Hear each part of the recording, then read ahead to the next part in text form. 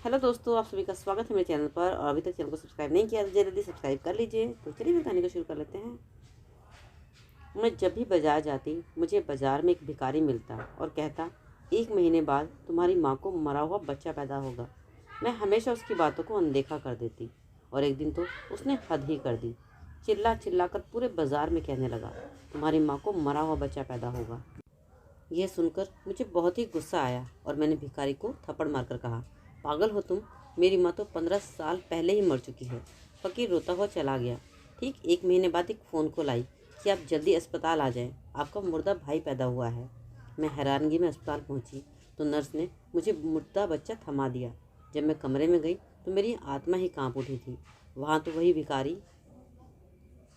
मेरे पापा विदेश में रहते थे, मैं अपनी सहेली के साथ मुंबई में रहती थी। सब कुछ सही चल रहा था, लेकिन अब मेरे साथ बड़े ही अजीबोगरीब हादसे होने लगे थे। मैं जब भी बाहर निकलती तो यूँ लगता जैसे कोई मुझ पर नज़र रखे हुए है, लेकिन जब मुड़कर देखती तो पीछे कोई ना होता। मैं अजीब उलझन में फंस चुकी थी। मेरी अच्छी खासी नौकरी लगी हुई थी, पापा भी हर महीने अच्छी खासी रकम मुझे भेजा करते थे। मैं आज़ाद परिंदे की तरह अपनी ज़िंदगी गुजार रही थी।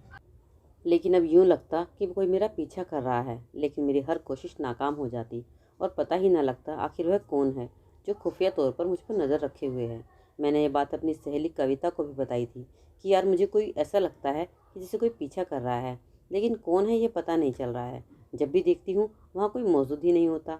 वह हंसने लगी और बोली, यार तू भी ना बेकार के वहम में मत डल, भला कौन तुझे फॉलो करेगा। उसने मेरी बात सुनने के बजाय हंसते हुए मेरा वहम समझकर मुझे और वहम में डाल दिया।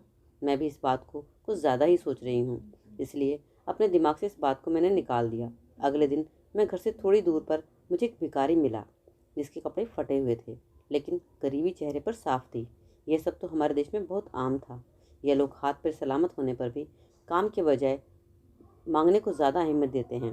अगर कोई कुछ समझाने की कोशिश करे तो अजीब ही तरह का बर्ताव करने लगते हैं।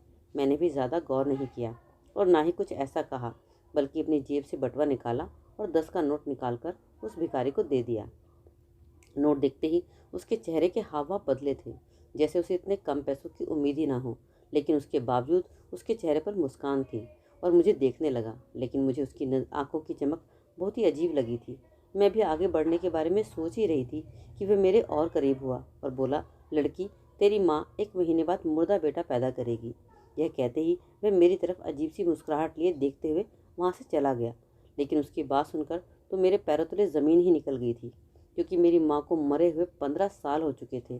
तो वह भिखारी क्या कह रहा था? ऐसा कैसे हो सकता है? यह तो नामुमकिन सी बात थी। मुझे उसकी बात का कोई सर पैर नज़र नहीं आ रहा था। पहले तो मैं हैरान हुई थी, लेकिन अब सोच सोचकर गुस्से से मेरा दिमाग पागल होने के करीब था, क्योंकि वह भिखारी जाने अनजाने मेरी मरी हुई माँ पर इल्ज़ाम लगा कर गया था।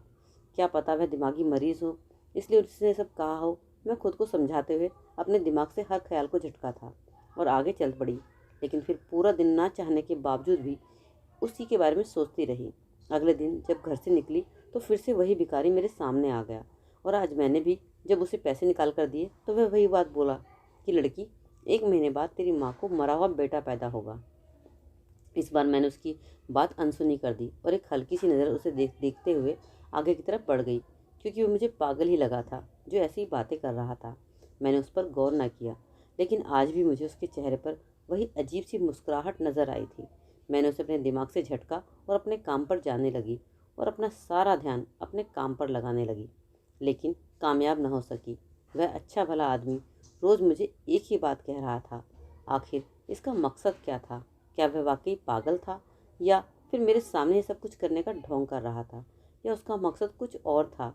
लेकिन एक भिखारी का मुझसे ये कहना कि 1 महीने बाद मेरी माँ को मरे हुए बच्चे को जन्म देने वाली है, ऐसी बात कहने के पीछे क्या वजह हो सकती थी? ऐसी क्या मजबूरी थी कि वह बस मुझसे ही सब कहता था, किसी और को क्यों नहीं कहता? लेकिन क्या पता वह किसी और को भी कहता हो। मैं कौन सा हर वक्त उसके साथ रहती हूँ। मैंने अपने दिमाग को झूठी तसल्ली दी और वहाँ से चली गई। अगले दिन मैं अपने दोस्त को लेकर एक मेले में चली गई। मैंने कहा, यार देखो कितना अच्छा है यहाँ सब कविता अपनी खुशी का इजहार करते हुए बहुत ही शौक से वहाँ घूम रही थी और हर चीज़ को भी देख रही थी। 2 महीने बाद उसकी मंगनी होने वाली थी।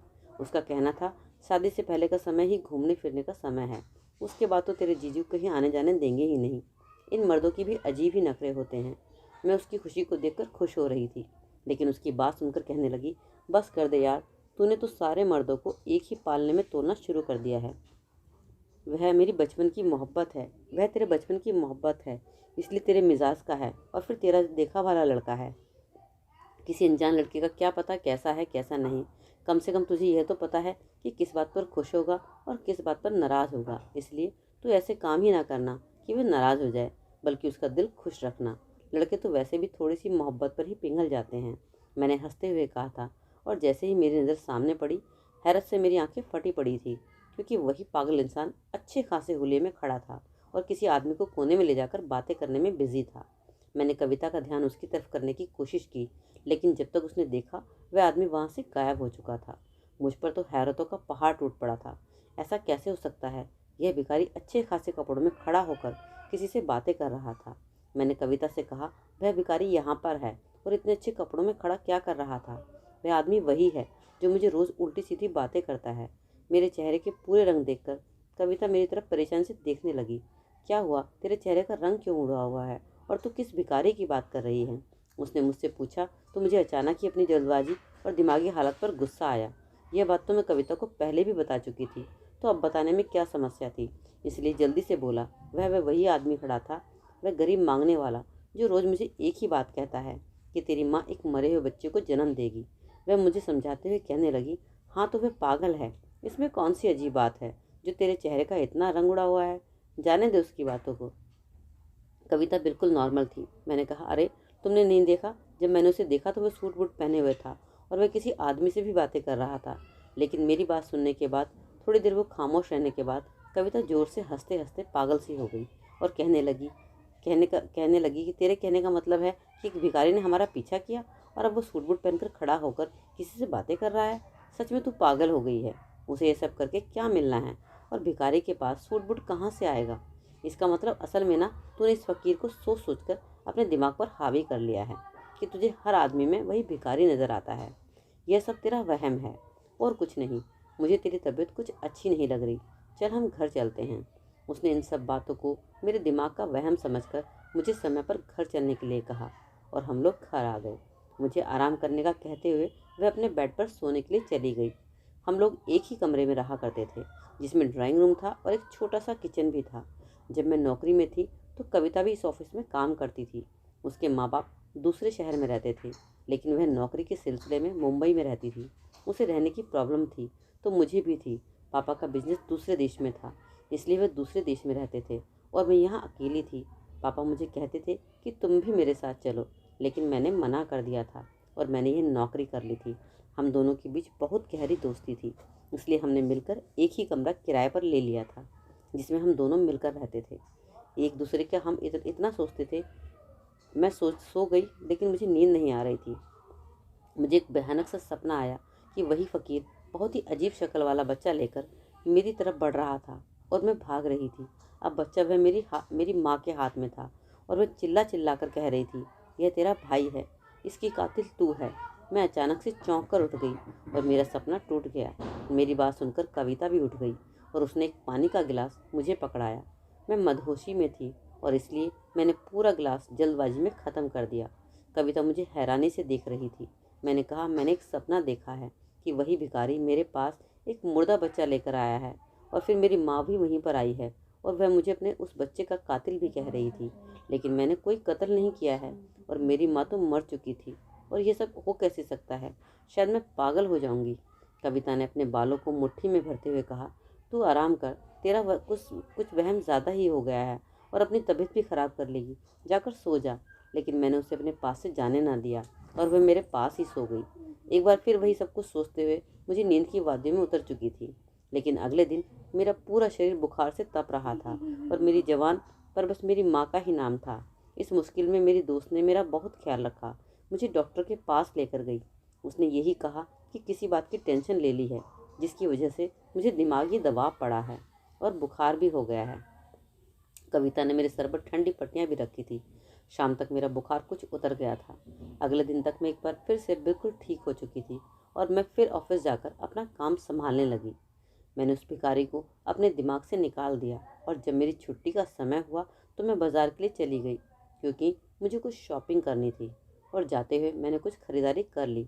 मुझे लगा कि मुझे कोई पीछा कर रहा है, लेकिन मैंने मुड़कर देखा तो वहाँ पर कोई भी नहीं था।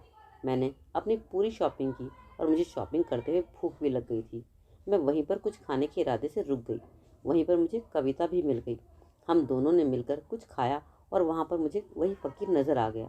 मैंने इस बार अपने पर्स से 100 का नोट निकालकर उसे दे दिया तो उसने मेरी तरफ देखा और कविता ने भी उसे 100 का नोट पकड़ा दिया और कहा, दुआ करना मेरा होने वाला पति मुझे खूब प्यार करे और हमारी शादी बहुत ही प्यार के साथ गुजरे। उस भिखारी ने दुआ दी और वो वहाँ से वहीं भरे बाजार के बीचों बीच चिल्ला कर बोला, लेकिन इसकी माँ 1 महीने बाद मरे हुए बच्चों को पैदा करेगी। इतनी भारी भीड़ में उसकी जबान से अपनी माँ के लिए ऐसे शब्द सुनकर मुझे बहुत गुस्सा आया और मैंने खींच कर उसके ऊपर एक थप्पड़ दे मारा। मैंने कहा, अपनी बकवास बंद कर दो। मेरी माँ को मरे हुए 15 साल हो चुके हैं और तुम मेरी माँ के लिए ऐसे शब्द इस्तेमाल कर रहा है। मैंने उसे एक ज़ोरदार थप्पड़ जड़ दिया तो मेरे दोस्त और बाकी के लोगों ने आकर हमारा बीच बचाव किया। मैं गुस्से की हालत में जल्दी से वहाँ से निकल चुकी थी। मेरा बस नहीं चल रहा था कि वह आदमी मेरे सामने आ जाता तो मैं उसका कत्ल ही कर देती। मैं सीधा अपने घर आ गई। अपनी माँ की तस्वीर के सामने खड़े होकर मैं रोने लगी। मैं अपनी माँ से बहुत प्यार करती थी और वह आदमी मेरी माँ के लिए बहुत ही गंदा बोल रहा था, लेकिन मैं लाचार थी। मैं क्या कर सकती थी? इसलिए आज बहुत गुस्से की हालत में मेरा हाथ उस फकीर पर उठ गया था। लेकिन वह आदमी बहुत ही अजीब सा था। कभी फटे कपड़ों में भीख मांगता तो कभी सूट बूट में खड़े होकर बातें कर रहा था। आखिर इसका मुझसे और मेरी माँ के बारे में ऐसी बातें करने के पीछे क्या मकसद था? वह मुझसे क्या चाहता था? क्या उसे पैसों की ज़रूरत थी जिसकी वजह से वह मुझसे झूठ बोल रहा था, या फिर बात कोई और ही थी? इस हादसे के बाद 4 दिन तक वह आदमी मुझे नज़र ही नहीं आया। मैं भी उसे भूलकर अपनी ज़िंदगी में बिजी हो चुकी थी। लेकिन ठीक 2 हफ्ते बाद वह एक दिन फिर मेरे सामने आकर खड़ा हो गया और कहने लगा, कल तेरी माँ एक मरे हुए बच्चे को जन्म देगी। वह काफ़ी घबराया हुआ था। उसने अपना चेहरा एक कपड़े से ढका हुआ था और लगातार यहाँ वहाँ देखकर मुझे ये बातें कह रहा था, जैसे उसे किसी का डर सता रहा हो। मुझे उसकी बात पर बहुत गुस्सा आया, लेकिन अब मैं उसकी हालत पर गौर करने लगी तो वह बहुत ही बुरी हालत में था। उसके होंठ सूखे हुए थे, जैसे उसने कुछ खाया पिया ना हो। इससे पहले मैं उससे कहती, उसने न जाने क्या देख लिया कि मुझसे मेरा नंबर मांगने लगा। उसका चेहरा डर के मारे सफ़ेद पड़ चुका था। उसके बाद मैं जल्दी से वहाँ से भाग गया। मैंने अपने आसपास नज़रें दौड़ाई तो मुझे ऐसा कुछ भी नहीं मिला कि मैं शक करती। उसको ऐसी हालत में देखकर मैं इस कदर बदहवास हुई कि जब घबराकर नंबर मांगने लगा था तो मैंने उसे अपना नंबर दे दिया था। लेकिन अब मुझे अपनी जल्दबाजी पर गुस्सा आ रहा था। आखिर मैंने उसे नंबर दिया ही क्यों? लेकिन नंबर लेकर क्या करता? मैंने सारी बातों को दिमाग से निकाल दिया और घर पर आ गई। खाना खाने के बाद मैं कुछ देर के लिए सो गई थी। शाम को घर का कुछ ज़रूरी सामान लाना था। वही लेने के इरादे से मैं मार्केट चली गई। अभी मैं कुछ सामान खरीद ही रही थी कि तभी मेरी नज़र रिक्शे पर बैठी एक औरत पर पड़ी थी। उस औरत को देखकर मैं हैरत में रह गई। वह तो बिल्कुल मेरी माँ की जैसी थी। उसके चेहरे पर उम्र के आसार नज़र आने लगे थे। चेहरा कुछ मुरझाया हुआ था, लेकिन शायद वह प्रेग्नेंट थी। मैं हक्का बक्का उसे देख रही थी। वह भला मेरी माँ कैसे हो सकती थी? मेरी माँ तो 10 साल की उम्र में ही मुझे छोड़कर इस दुनिया से चली गई थी। मैं जल्दी से रिक्शे की तरफ बढ़ी कि तभी दुकान वाले ने मेरा हाथ पकड़ लिया। कहने लगा, मैडम जी, जो सामान लिया है उसके पैसे तो देकर जाओ। मैंने जल्दी से पर्स में से पैसे निकाले और उस आदमी को दिए। उसने खुले हुए पैसे मुझे दिए। इतनी देर में रिक्शा पता नहीं किस गली में मुड़ गया था। मैंने इधर उधर उसे ढूंढने की बहुत कोशिश की, लेकिन वह रिक्शा मुझे कहीं दिखाई नहीं दिया। अब पता नहीं क्यों मुझे उस फकीर की बात पर विश्वास होने लगा था। क्या सच में वह औरत मेरी माँ थी या बस मेरी आंखों का धोखा था? मैं उलझन का शिकार थी और इसी उलझन में घर वापस आ गई थी। मेरे दिमाग के पर्दे पर मेरी बीती जिंदगी घूमने लगी थी। मैं 10 साल की थी कि तभी मेरे पापा एक दिन रोते हुए घर आए थे। कहने लगे, बेटा, तुम्हारी माँ एक्सीडेंट में मर गई है। एक्सीडेंट की वजह से उसका चेहरा बहुत खराब हो गया था, यहाँ तक इसका पूरा शरीर कुचल गया था। मैंने उसका अंतिम संस्कार वहीं पर कर दिया है। तुम बिन माँ की रह गई हो मेरी बच्ची। पापा ने मुझे गले लगाकर तसल्ली दी थी और खुद भी रो पड़े थे। और माँ की मौत की खबर सुनकर मैं भी फूट फूट कर रो रही थी। मेरी माँ मुझसे बहुत मोहब्बत करती थी। एक पल के लिए भी मुझे अपनी आंखों से ओझल नहीं होने देती थी। उस दिन भी पापा ज़बरदस्ती मेरी माँ को लेकर गए थे। हालांकि मेरी माँ जाना नहीं चाहती थी, लेकिन पापा ही उन्हें ज़बरदस्ती यह कहकर ले गए कि चलो तुम्हें कुछ शॉपिंग करवा लूँ। माँ ने कहा कि मैं अपनी बेटी को साथ लेकर जाऊँगी, लेकिन पापा ने कहा कि नहीं, इसे यहीं घर पर छोड़ दो, हम जल्दी ही वापस आ जाएंगे। मैं घर में अकेली ही रह गई थी और अपने खिलौनों से खेल रही थी कि तभी पापा ने यह दर्दनाक खबर मुझे आकर सुनाई थी। मैं कितने दिनों तक माँ को याद करके रोती रही थी। पापा ने उस समय मुझे बहुत सहारा दिया था, बहुत संभाला था, और धीरे धीरे माँ की जुदाई का गम हल्का हो गया था। पापा ने मेरा एक बोर्डिंग स्कूल में एडमिशन करा दिया। वह कभी कभी मुझसे मिलने आया करते थे, और जब मैं 18 साल की थी तो पापा विदेश चले गए, यह कहकर कि उनका बिजनेस विदेश में ज़्यादा फैला हुआ है तो विदेश में रहना है। पापा ने मुझसे भी कहा था कि मैं उनके साथ चलूं, लेकिन मैंने मना कर दिया था। लेकिन आज जब मैंने अपनी माँ जैसी औरत को रिक्शे पर देखा तो मेरे दिमाग में सैकड़ों सवाल उठने लगे थे। वहीं दूसरी तरफ उस फकीर की बातें भी मेरे दिमाग में घूमने लगी थी। मैंने सोच लिया था कि मैं पापा से फ़ोन पर बात करूंगी और उनसे पूछूंगी कि आखिर ये सब क्या है। क्या सच में उन्होंने मेरी माँ को अपने हाथों से अंतिम संस्कार किया था, या फिर मेरी माँ जिंदा थी। मैं उनसे पूछना चाहती थी, और वह भिखारी का इसका मतलब क्या था कि वह फकीर सही कह रहा था। लेकिन ऐसा कैसे मुमकिन था? पापा तो देश से बाहर थे, तो मेरी माँ प्रेग्नेंट कैसे हो सकती थी? यह सब बातें कैसे सच हो सकती थी? मैं अभी घर पहुंच ही रही थी कि वही फकीर मेरे फिर से सामने आया और बोला, देखो बेटी, अस्पताल में तेरी माँ मुर्दे बच्चे को जन्म देने वाली है। वह रोते हुए यही बात कहते वहाँ से जा चुका था। मैं उसके पीछे भागी, लेकिन वह मुझसे दूर जाकर कहीं नज़र ही नहीं आया। मैं मायूस होकर वापस लौटने लगी कि तभी मेरे नंबर पर कॉल आने लगी। कोई अनजान नंबर था। मैंने जल्दी से कॉल उठाई तो तो आगे से एक नर्स बोली, आप जल्दी से अस्पताल आ जाइए, आपकी माँ ने मुर्दे बच्चे को जन्म दिया है। उसने अस्पताल का नाम बताकर फ़ोन बंद कर दिया। मैं फ़ोन को हाथ में ले कांप रही थी। यह सब क्या था? इस सब से पर्दा उठाने के लिए मुझे अस्पताल जाकर इस पर से राज उठाना था। मैंने सोच लिया था उसके बाद मैं पापा को फ़ोन करके सब पूछूंगी, लेकिन मैं अनजान थी कि मेरे साथ आगे क्या होने वाला था, कौन सा सच मेरे सामने खुलने वाला था। मैं परेशान और हैरानगी की हालत में अस्पताल पहुंची तो नर्स ने मुझे एक मुर्दा बच्चा थमाया और कमरे की तरफ इशारा किया। मैंने बच्चे को देखते हुए एक नज़र बंद कमरे को देखा, और जब मैं कमरे में गई तो मेरी रूह ही कांप गई। वहाँ वही फकीर बैठा हुआ था, जबकि बिस्तर पर एक कमज़ोर शरीर की औरत बुरी हालत में पड़ी हुई थी। मैं जब उसके पास गई तो बड़े गौर से देखने लगी, और थोड़ी ही देर में मेरे सर पर मानो अस्पताल की पूरी छत गिर गई हो, क्योंकि वह कोई और नहीं बल्कि मेरी माँ ही थी। मैंने बच्चे को फ़कीर के हवाले किया और अपनी माँ के हाथ और माथे को बेसब्री से चूमने लगी। मुझे अपनी आंखों पर विश्वास ही नहीं हो रहा था कि यह सच है कि मैंने माँ को गले लगाकर बहुत रोई। मेरी माँ जिंदा थी और मैं उन्हें मरा हुआ समझकर इतने साल अनाथों की तरह ज़िंदगी गुजार रही थी। मेरे मन में से मैंने माँ से कहा, तुम मेरे पास क्यों नहीं आई? क्यों ये सच मुझसे छुपाया था कि तुम जिंदा नहीं मर गई हो? क्यों मुझसे ये झूठ बताया? मुझे माँ के प्यार के लिए क्यों तरसाया गया? मैं रोती तड़पती रही, लेकिन माँ तुमने मेरे पास नहीं आई। मैं भगवान का जितना धन्यवाद करूँ उतना कम है कि तुम जिंदा हो, मेरी आंखों के सामने हो। लेकिन तुमने ये सब क्यों छुपाया मुझसे? मैंने अपनी माँ को आराम से बिस्तर पर लिटा दिया, उनसे सवाल किया था। मैंने बहुत ही बर्दाश्त करके वहाँ पर खड़ी हुई थी। माँ की हालत बहुत ही ख़राब थी, बहुत बुरी हालत में बिस्तर पर पड़ी हुई थी। मेरी आंखों में आंसू बह रहे थे। मेरी माँ ने मुझे बैठने का इशारा किया और बोलना शुरू किया। माँ ने बताया कि तेरे पापा बहुत ही बुरे इंसान थे। उसने मुझसे भागकर शादी कर ली, लेकिन तेरी पैदाइश के बाद मुझे बांझ कहने लगे। उसके बाद उसका जैसे मुझसे दिल भर गया। रोज़ मुझे मारता पीटता और चला जाता। एक रोज़ उसने मुझे तलाक दे दिया। मेरी तो दुनिया ही लुट चुकी थी। मेरे तलाक की खबर सुनकर मेरे माँ बाप पहले ही सदमा बर्दाश्त ना कर सके और इस दुनिया से चले गए थे। मैं कहाँ जाती, इसलिए इसी घर में बैठी रही। रात को तेरा बाप एक नई लड़की को ले आया और बोला, ये लड़की बहुत अमीर है, मैं इससे शादी करूँगा और इसके साथ बाहर चला जाऊँगा और तू यहाँ से दफ़ा हो जा। मैं तेरे बाप के पैरों में गिर गई थी। मैंने कहा था, ऐसा जुल्म मत करो, हमारी छोटी सी बच्ची है जो हम दोनों के बिना अधूरी रह जाएगी। तेरे बाप ने कहा कि साक्षी मेरे पास रहेगी, वह तेरे साथ नहीं जाएगी। उस दिन वह मुझे ज़बरदस्ती अपने साथ ले गया था। मुझे पता था कि मैं अब तुझे नहीं देख पाऊंगी। मैं चाहती थी कि तुम मेरे साथ चलती। मैंने बहुत जिद की थी, साक्षी मेरे साथ जाएगी, लेकिन तेरा बाप नहीं माना और मुझे ज़बरदस्ती घर से ले गया और मुझे एनजीओ में छोड़ आया, यह कहकर कि तू घर वापस आई तो मैं तेरे टुकड़े टुकड़े कर दूंगा और तेरे सामने ही तेरी बच्ची को भी। मैंने उसके मुंह पर हाथ रख दिया। मैंने कहा, मैं वादा करती हूँ मैं कभी लौटकर साक्षी के पास सामने नहीं आऊँगी। बस मेरी बच्ची को कुछ मत करना और उसे अच्छे से पालना।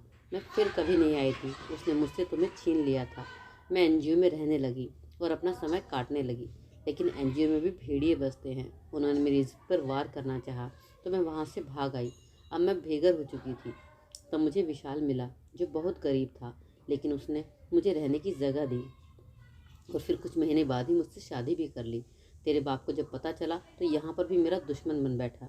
जहाँ भी विशाल काम करने लगा, वह न जाने क्या अफवाह फैला देता कि उसे काम से निकाल दिया जाता। मैं विशाल को औलाद का सुख भी ना दे सकी। हर बार मेरा बच्चा मेरे पेट में ही मर जाता था। और आज इतने सालों बाद अगर भगवान ने औलाद दी तो मुर्दा बच्चा पैदा हुआ। डॉक्टर ने पहले ही कह दिया था कि इस बच्चे के बहुत कम चांस हैं कि ये जिंदा पैदा हो, लेकिन फिर भी हम अपनी किस्मत आजमा रहे थे। शायद भगवान को हम पर दया आ जाती और हमारा बच्चा जिंदा पैदा होता, लेकिन उसके चांस कम ही थे। और विशाल के पास इतने पैसे ना थे कि प्राइवेट अस्पताल में इलाज करवाता। इसलिए तुझे बहुत बताने की कोशिश की, लेकिन तूने उसकी एक ना सुनी। विशाल तुझसे खुद भी कुछ खुलकर बात नहीं कर सकता था, क्योंकि तेरे बाप ने यहाँ कई आदमी तेरे ऊपर नज़र रखने के लिए छोड़ रखे हैं। शायद उसका शक था कि कहीं तुझे सच्चाई ना पता चल जाए, और जो तेरे पास पैसा है कहीं वह तू अपनी माँ पर खर्च ना कर दे। तेरा बाप अपनी नई बीवी के साथ बाहर ऐश कर रहा है और अपनी बीवी के कहने पर तुझे खुद से दूर भी कर रहा है। अगर मुझे तेरी जिम्मेदारी दे देता तो आज मैं यूँ बिस्तर पर ना पड़ी होती। मेरी माँ रोने लगी। मुझे अपने बाप से नफरत होने लगी थी। मैं अपनी माँ और उनके पति विशाल को अपने फ्लैट पर ले आई। मेरे अकाउंट में इतना पैसा जमा था कि मैं एक फ्लैट खरीद सकती थी, क्योंकि पापा भी मुझे हर महीने पैसे भेजते थे और मेरी खुद की नौकरी भी अच्छी खासी थी। बस कभी ज़रूरत ही नहीं महसूस हुई कि अपना घर बनाने की। लेकिन जब मैं माँ को घर लाई तो मैंने अपना फ्लैट खरीद लिया था और मैं अपनी माँ के साथ इस फ्लैट में रहने लगी। अब मैं उनका ख्याल रखती हूँ। और सही शब्दों से मैंने अपनी माँ को, उनके पति विशाल को, उनकी बेटी बनकर दिखाया था। मेरे मम्मी पापा मुझसे इतनी मोहब्बत करते हैं कि मैं ज़िंदगी में बहुत खुश हूँ। मेरे दूसरे बाप ने मुझे सगे बाप से ज़्यादा मोहब्बत की थी। मैंने अपने पापा विशाल की भी नौकरी लगवा दी। अब उनके सर से भी बोझ उतर गया था कि वह मेरे पैसे पर जी रहे हैं।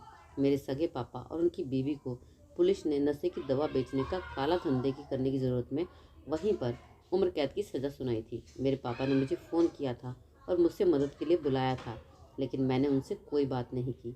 ना ही उनकी मदद के लिए मैं वहाँ पर गई, क्योंकि मुझे उस आदमी से नफरत थी जिसकी वजह से मेरी माँ मरने के कगार पर पहुँच गई थी। बल्कि मेरी माँ को मरने से पहले ही मुझसे छीन लिया था। अब हमसे ज़िंदगी में सब खुश हैं। दोस्तों, कहानी कैसी लगी और उस कहानी के बारे में आपकी क्या राय है, कमेंट सेक्शन में कमेंट जरूर छोड़िएगा। अच्छी लगे तो आप लाइक कर दिया होगा और चैनल को सब्सक्राइब भी कर दिया होगा। तो इसी तरह सपोर्ट बनाए रखिए। जल्दी ही मिलते हैं अगली कहानी में एक नई वीडियो में। तो अपना ख्याल रखें। Take care, bye bye.